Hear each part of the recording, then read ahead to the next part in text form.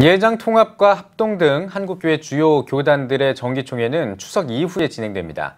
그래서 오늘 각 교단들의 이슈를 미리 살펴보는 시간을 마련했는데요. 오늘은 첫 순서로 예장 통합과 합신총회를 전망해 보겠습니다. 김인혜 기자입니다.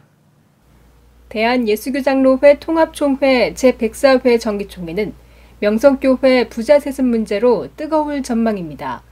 지난 8월 5일 총회 재판국이 명성교회의 김하나 목사, 위임 목사 청빙이 무효라는 판결을 내린 가운데 공은 다시 총회로 넘어가게 됐습니다.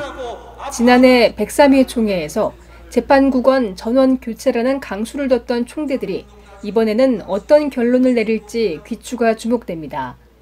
헌의안에는 명성교회 세습 반대 관련 103회 총회 결의 이행 촉구 안건에 이어 헌법 제28조 6항 세습 금지법을 삭제해달라는 안건도 올라와 양측 입장이 팽팽히 맞서고 있습니다.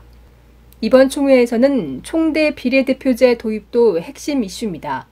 서울노회 등 5개 노회가 제안한 총대 비례대표제는 기존의 총대 정원을 그대로 두고 정원의 5%에서 10% 정도를 정원 외 비례대표로 선출하자는 겁니다.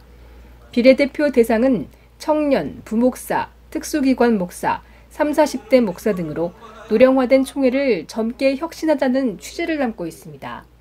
동성애 문제에 대한 적극적 대처를 주문하는 헌의안도 많습니다. 동성애 대책위원회를 상임위원회로 신설해달라는 안건을 비롯해 동성애 대책 연구소 설립, 동성애를 포함한 젠더주의 대책위원회 설치 등이 제안됐습니다. 또한 동성애 문제와 관련해 신학교 제도를 개선하고 교육을 강화해야 한다는 헌의안도 주요 안건으로 다수 올라왔습니다.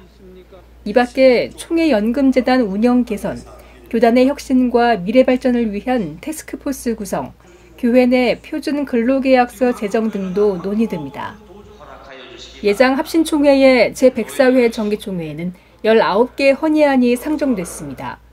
합신교단의 정체성 문제와 함께 강도사 고시 시행 방식 변경, 노회 지역 재조정과 획정을 위한 위원회 구성, 총회 표준 예식서 개정, 담임 목사를 위임 목사로, 임시 목사를 시무 목사로 헌법 수정 등이 주요 이슈로 다뤄질 예정입니다. 특히 이단 사이비 대책 헌의안이 눈에 띕니다. 한국기독교 총연합회 대표 전광훈 목사의 이단 옹호자 결정, 인터쿱과 최바울 목사에 대한 이단 결정, 변승우 씨의 이단 확정 청원 등이 올라왔습니다. 또 뉴스엔조이의 이단 동성애 옹호에 대한 신학조사도 헌의됐습니다. 한편 합신총회는 지난 102회 총회에서 통과된 전자투표 도입을 이번 104회 총회 임원선거에서 처음 시행할 예정입니다. CTS 뉴스 김인혜입니다.